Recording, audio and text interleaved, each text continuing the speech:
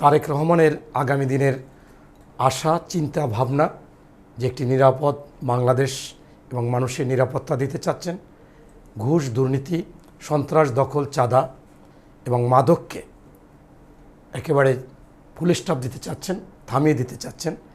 এই কাজগুলো উনি করতে চাচ্ছেন। আপনারা সকলে পাশে থাকবেন এবং সহযোগিতা করে, এইটা বলে আপনাদেরকে সালাম জানাচ্ছি। পরবর্তীতে আমি বলতে চাচ্ছি যে আমি রাজনীতি শুরু করেছি শহীদ প্রেসিডেন্ট জিয়াউর রহমানের সাথে হ্যান্ডশেক করে 1979 সালে। আমার এলাকায় গিয়েছিলেন স্কুল মাঠে।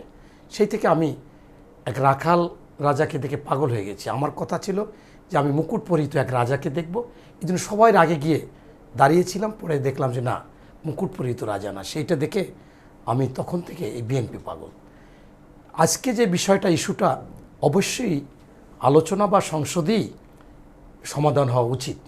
কিন্তু দুঃখজনক ব্যাপার হচ্ছে যে আজকের যে জামাত নেতৃত্ব দিচ্ছে বা তাদের সাথে এনসিবি, সেই জামাতকে বাংলাদেশে প্রতিষ্ঠিত করেছে জিয়াউর রহমান, বাকিটা প্রতিষ্ঠিত করেছে বেগম খালেদা জিয়া, এবং আমরাও তাদের সাথে ছিলাম।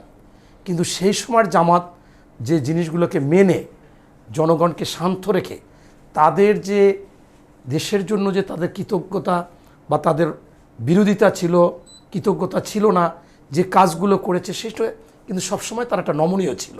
কিন্তু আজকে কেন যেন হঠাৎ করে তারা যেভাবে যে কাজটা করতেছে, আমার কাছে মনে হচ্ছে যে তার স্ত্রী বাচ্চা ধারণ করেছে পেটে, সে শুনতেছে যে এই বাচ্চা ভালো হবে না, পঙ্গু হতে পারে অথবা প্রতিবন্ধী হতে পারে।